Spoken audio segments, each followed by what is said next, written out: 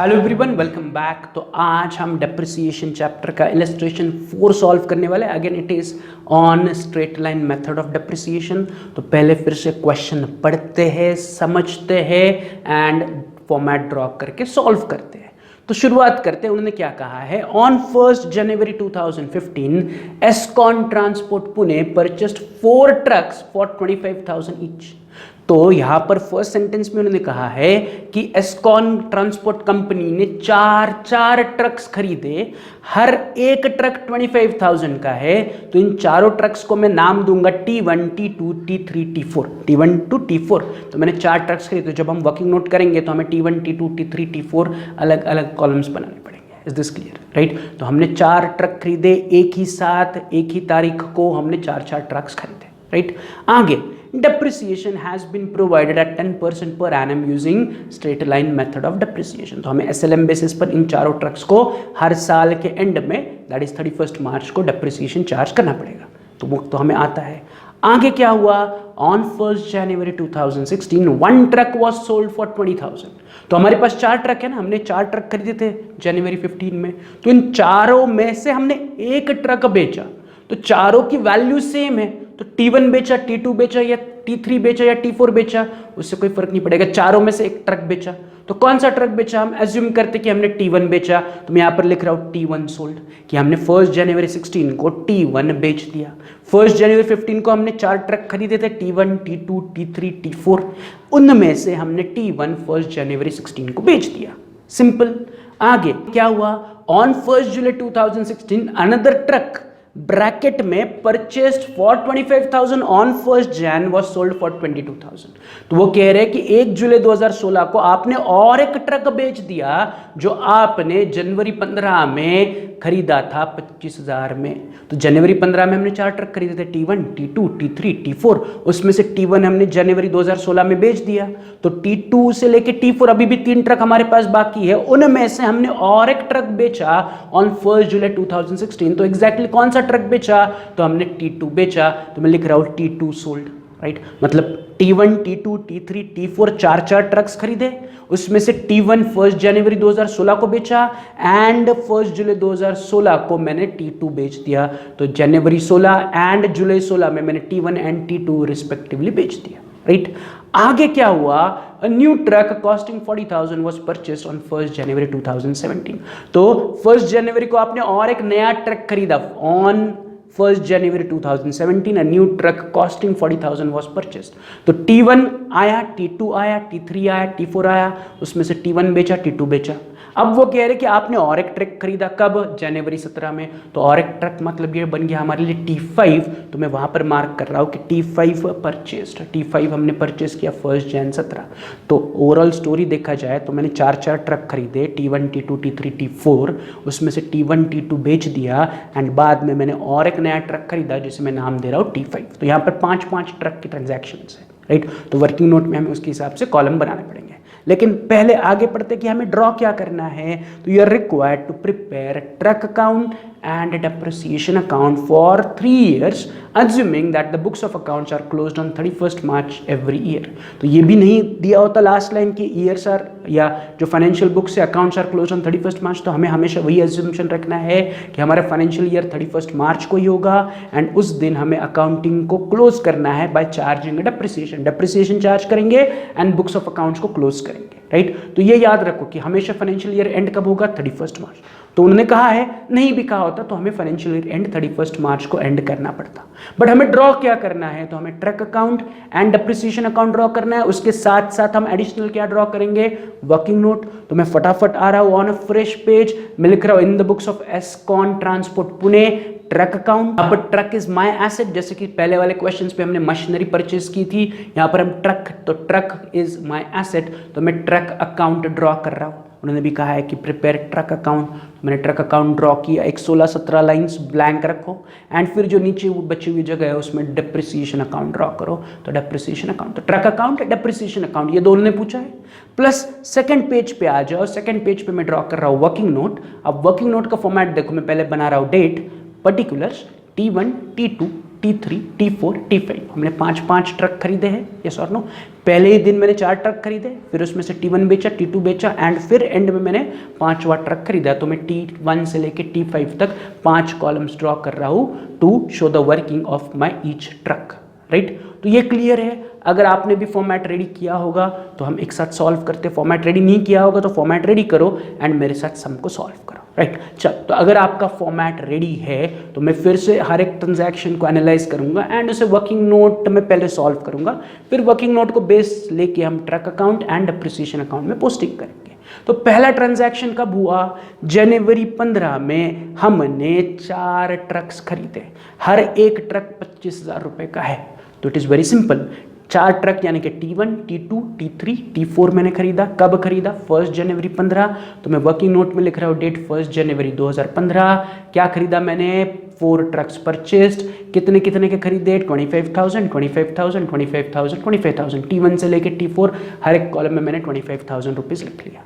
ये क्लियर है। तो 1 जनवरी को ट्रक खरीद लिए, उसे मैंने वर्किंग नोट में इंक्लूड कर लिया। अब जैसे ही आप कोई भी ट्रांजैक्शन करोगे, इमीडिएटली आपके दिमाग में क्या आना चाहिए कि अरे मैंने ट्रक खरीद लिया, एसेट खरीद लिया, अब I need to pass depreciation और charge depreciation on that asset. और ये डेप्रिसिएशन कब चार्ज किया जाता है? तो depreciation is always charge at the end of the financial year on 31 March. तो यू नीड टू अंडरस्टैंड और यू नीड टू कैलकुलेट और यू नीड टू कंसिडर कि हमने जनवरी में ट्रक खरीदे हैं, उसके इमीडिएटली बाद मार्च 2015 आएगा। तो 31 मार्च 2015 को मुझे इन चारों ट्रक्स को क्या करना पड़ेगा?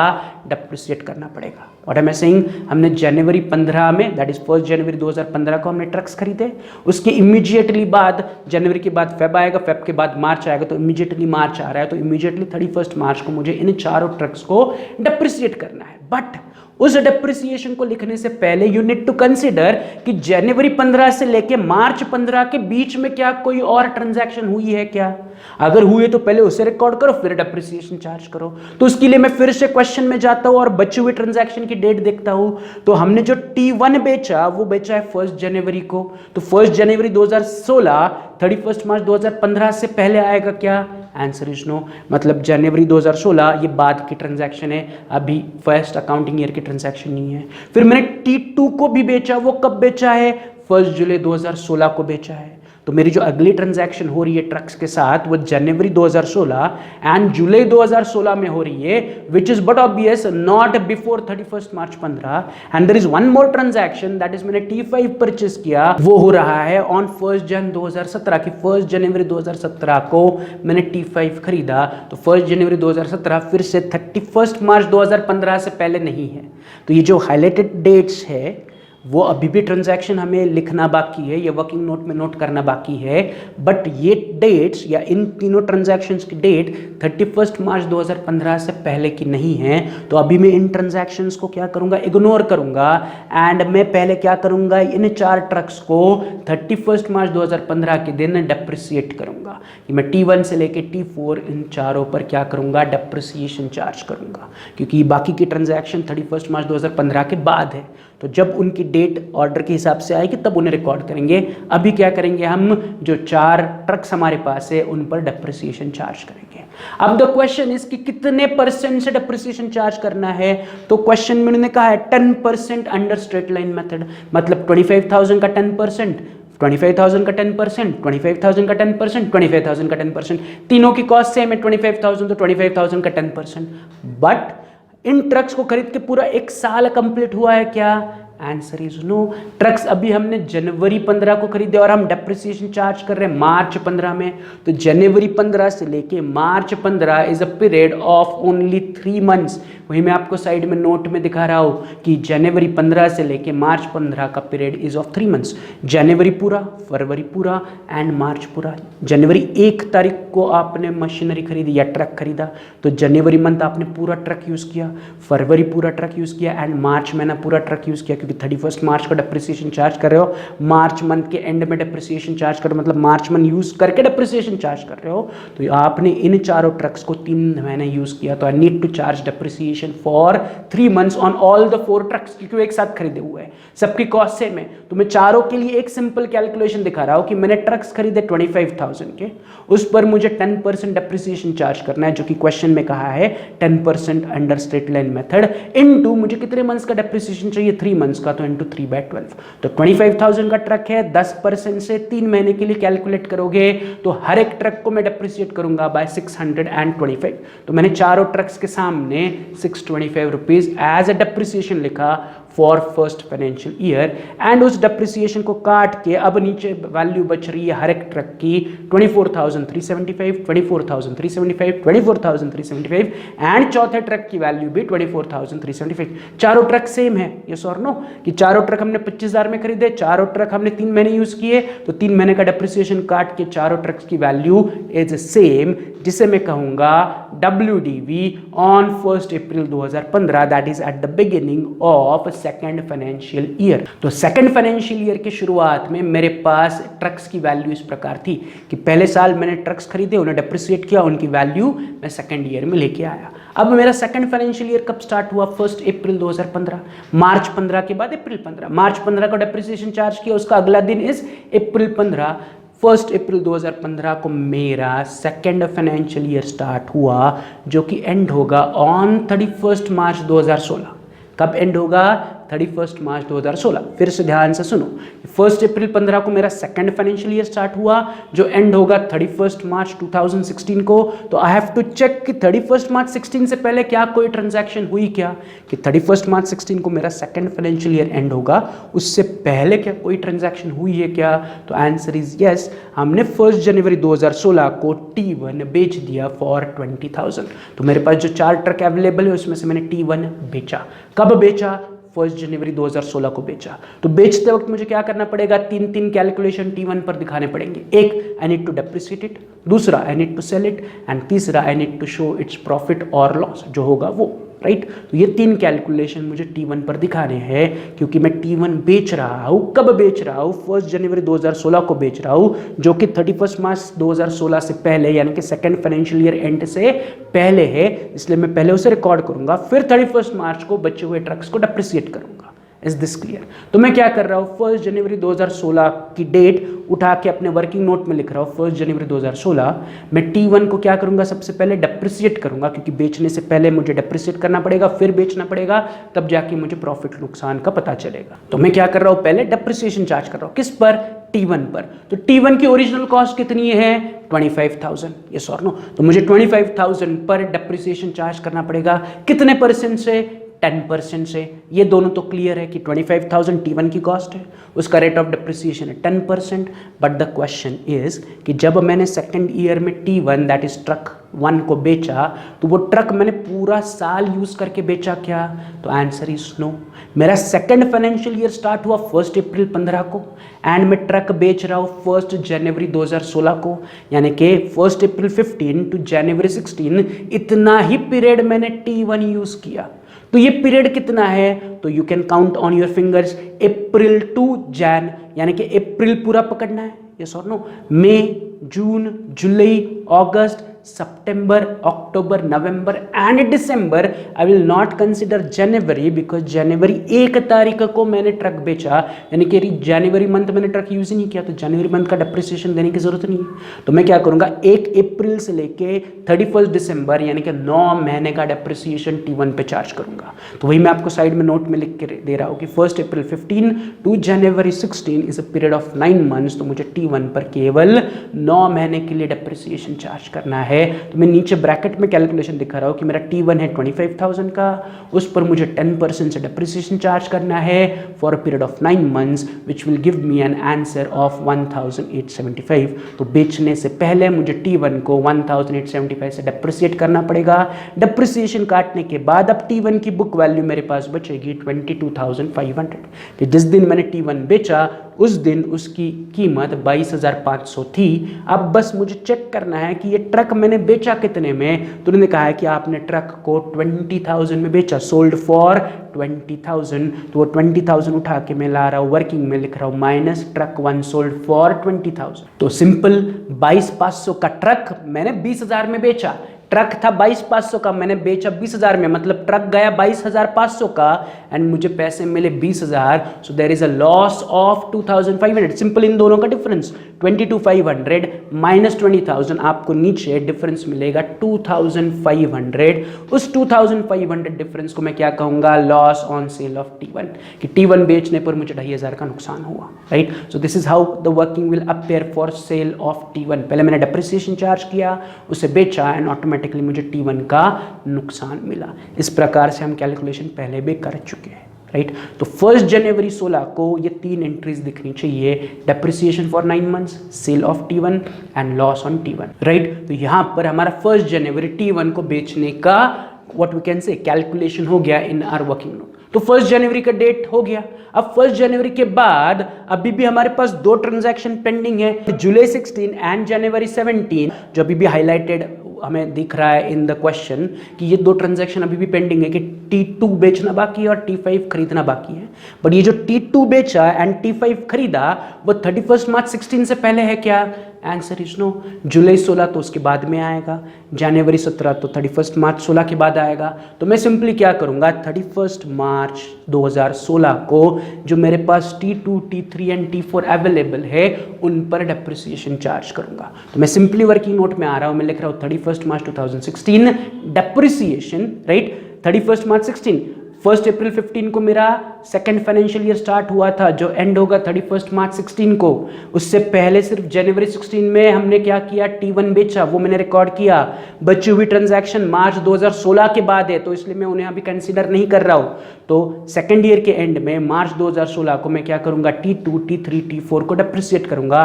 तीनों की कॉस्ट हमें पता है 25,000 है एंड तीनों हमने सेकेंड साल पूरा यूज किया है, तो 25,000 पर स्ट्रेट अवे में 10% डेप्रिसिएशन चार्ज करूंगा। No need of any months calculation, क्योंकि जो T2, T3, T4 है वो पहले साल में खरीदा है, सेकेंड साल में वो नीचे आया है। तो सेकेंड साल अप्रैल से लेके मार्च हमने पूरे 12 महीने यूज किया है, तो पूरे 12 महीने का मैं डेप्रिसिएशन चार्ज कर रहा हूँ। तो ब्रैकेट में मैं दिखा रहा हूँ 25,000 into 10% is 2,500, 2,500, 2,500, T2 column, T3 column, T4 column. Depreciation काटने के बाद अभी भी मेरे पास T2 बचा है 21,875, T3 भी सेम, T4 भी सेम, क्योंकि ये तीनों सेम कॉस्ट के हैं, सेम पीरियड यूज किए, तो तीनों की वैल्यू भी सेम आ रही है, राइट। T1 हमने बेच दिया, इसलिए T1 कॉलम इज ब्लैंक। अब ये जो तीनों वैल्यूज बची है, जिसको मैं कहूंगा WDV at the beginning of 4th year, that is 1 अप्रैल 2016, कि 1 अप्रैल 2016 को मेरा थर्ड फाइनेंशियल ईयर स्टार्ट हुआ, जिस दिन T2, T3, T4 मेरे पास बाकी है। अब मुझे बताओ कि मेरा थर्ड फाइनेंशियल ईयर एंड कब होगा। मेरा थर्ड फाइनेंशियल ईयर एंड होगा 31 मार्च 2017।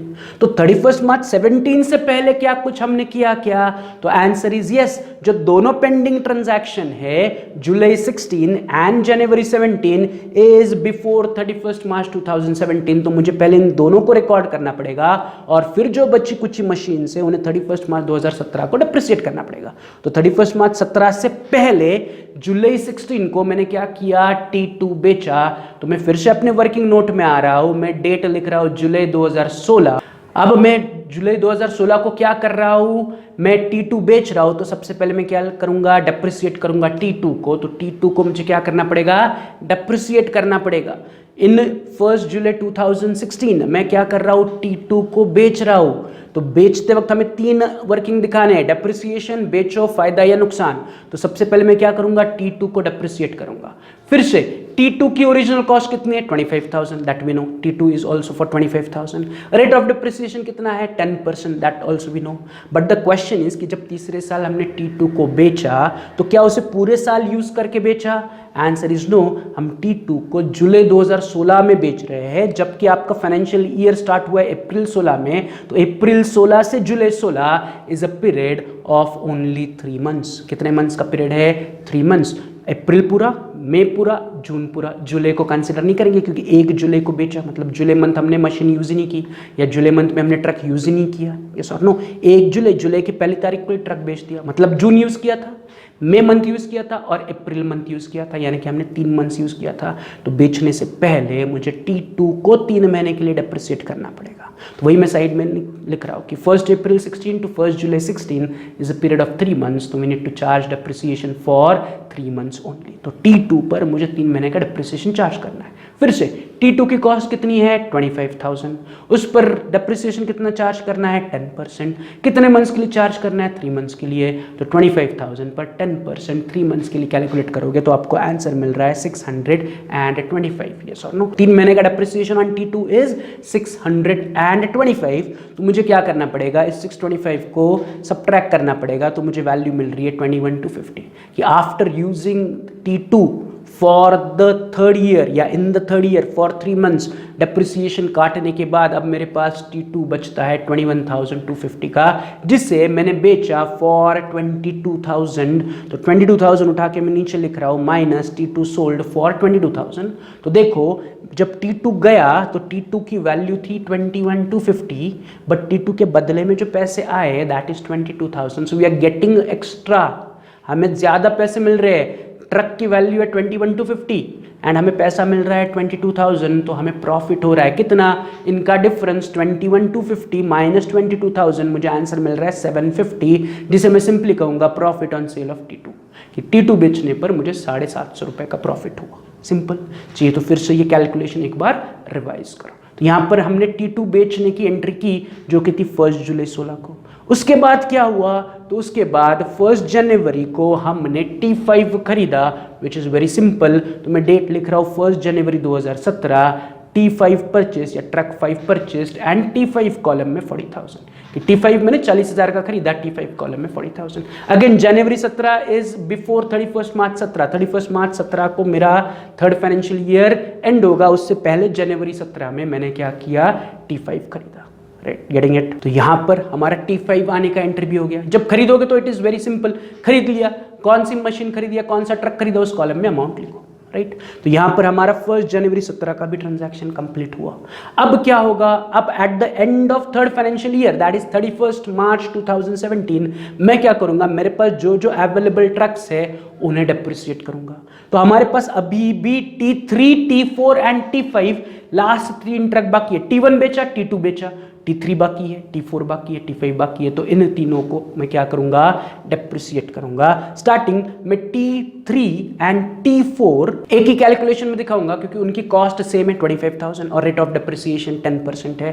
तो मैं पहले डेट लिख रहा हूँ 31 March 17, depreciation T3 T4 bracket में 25,000 का 10% एंड T3 के कॉलम में 2,500, T4 के कॉलम में 2,500। ये क्लियर है।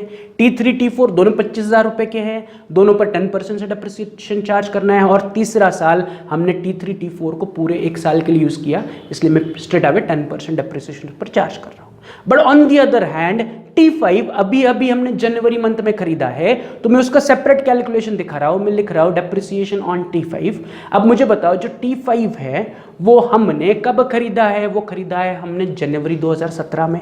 यस और नो, अभी जनवरी 2017 में खरीदा है एंड हम डेप्रिसिएशन इमीडिएटली मार्च 2017 में चार्ज कर रहे हैं। तो January to March is a period of 3 months. वही मैं नोट में दिखा रहा हूँ, January 17 to March 17 is a period of 3 months. तो मुझे T5 पर 3 महीने के लिए डेप्रिसिएशन चार्ज करना पड़ेगा। T5 की कॉस्ट है 40,000, रेट ऑफ डेप्रिसिएशन क्वेश्चन में दिया है 10%, तो 40,000 पर 10% 3 महीने के लिए मैं T5 को डेप्रिसिएट करूंगा। तो ब्रैकेट में मैं कैलकुलेशन दिखा रहा हूं कि cost of T5 is 40,000 multiplied by 10/100 that is 10% rate of depreciation multiplied by 3/12 that is 3 months का डेप्रिसिएशन। तो 40,000 पर 10% फॉर 3 मंथ्स कैलकुलेट करोगे तो विल गेट 1,000 रुपीज। तो T5 को मुझे 1,000 रुपए से डेप्रिसिएट करना है at the end of third year. तो at the end of third year मैंने T3 T4 एंड T5 को डेप्रिसिएट किया। अब इन तीनों का वैल्यू मैं नीचे ले रहा हूं, जो बच रहा है 19,375 T3 का वैल्यू, 19,375 T4 का वैल्यू एंड 39,000 T5 का वैल्यू। राइट, कैसे मिला वैल्यू, तो T3 का वैल्यू 21,875 था, माइनस 2,500, नीचे बचा 19,375, same is with T4। T5 हमने खरीदा था 40,000 में, डेप्रिसिएशन हुआ 1,000, बचा 39,000, जिसे मैं कहूंगा WDV at the beginning of fourth year, that is 1 अप्रैल 2017। तो 1 अप्रैल 2017 को क्या हुआ, हमारा चौथा फाइनेंशियल ईयर स्टार्ट हुआ, जो एंड होगा 31 मार्च 18। बट उसका हमें कुछ करने की जरूरत नहीं, क्योंकि उन्होंने क्वेश्चन में केवल 3 साल का काउंटिंग पूछा है, इसलिए मैंने वर्किंग नोट भी पहले 3 साल के लिए आपको दे दिया। अब इस वर्किंग नोट को बेस लेके हमें क्या करना है, लेजर में पोस्टिंग करना है। कहाँ पोस्टिंग करना है, लेजर में पोस्टिंग करना है। कौन से, that is in truck account and in depreciation account. Truck account में एंड डेप्रिसिएशन अकाउंट में हमें पोस्टिंग करना है using the working note, right. तो फटाफट इसे पोस्ट करते हैं, राइट। मैं थोड़ा सा अभी स्पीडली बताऊंगा क्योंकि posting is easy, working note is important, right. अब क्या हुआ, फिर से 1 जनवरी 2015 हमने ट्रक्स खरीदे, 4 ट्रक्स खरीदे 25,000 ईच, तो 25,000 इंटू 4 यानी कि हमने टोटल 1 लाख रुपए के ट्रक्स खरीदे। अगेन मैं 4 ट्रक्स की अलग अलग एंट्री नहीं लिखूंगा, सबको मिला के मैं एक ही एंट्री में लिखूंगा कि हमने 4 ट्रक्स खरीदे।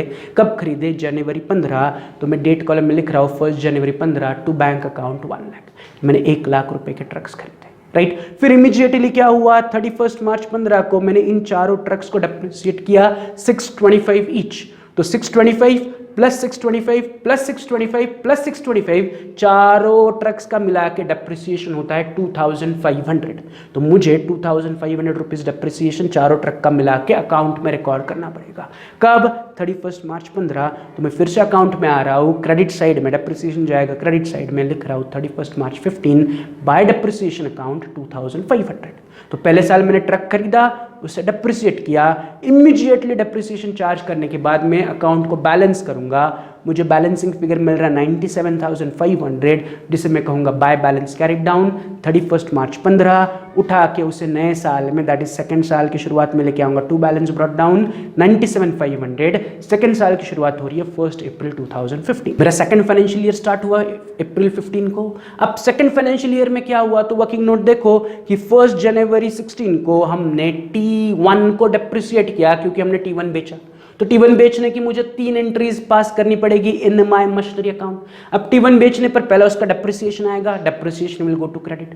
फिर हम T1 को बेचेंगे, वो भी जाएगा क्रेडिट में। फिर T1 पर लॉस है, वो भी जाएगा क्रेडिट में। तो ये तीनों एंट्रीज उठा के मैं क्रेडिट में लिखूंगा, स्टार्टिंग विद T1 जो हम बेच रहे हैं जनवरी 16 को, उसका डेप्रिसिएशन। तो मैं डेट लिख रहा हूँ 1 जनवरी 16 बाय डेप्रिसिएशन 1,875। इमीडिएटली क्वेश्चन में देखो या वर्किंग नोट में देखो कि हमने T1 कितने में बेचा, 20,000, तो उसे उठाओ, उसे भी क्रेडिट में लिखो 1 जनवरी 16 बाय बैंक अकाउंट 20,000। T1 बेच के बैंक में 20,000 आए, एंड T1 बेचने पर हमें नुकसान हुआ कितना, 2,500। नुकसान होगा तो वो जाएगा एसेट के क्रेडिट में, फायदा होता तो वो जाता एसेट के डेबिट में। तो यहाँ पर ट्रक बेचने पे नुकसान हो रहा है तो वो ट्रक अकाउंट के क्रेडिट में जाएगा 1 जनवरी 16 by profit and loss account 2,500। तो ट्रक बेचा, एसेट बेचा, 3 एंट्रीज मैंने पास की, पहला उसे डेप्रिसिएट किया, फिर उसे बेचा, फिर उसका लॉस रिकॉर्ड किया। तो यहाँ पर 1 जनवरी T1 बेचने की एंट्रीज कंप्लीट हुई। कैलकुलेशन के लिए टाइम लगेगा, आंसर लिखने में, पोस्टिंग करने में ज्यादा टाइम नहीं लगेगा।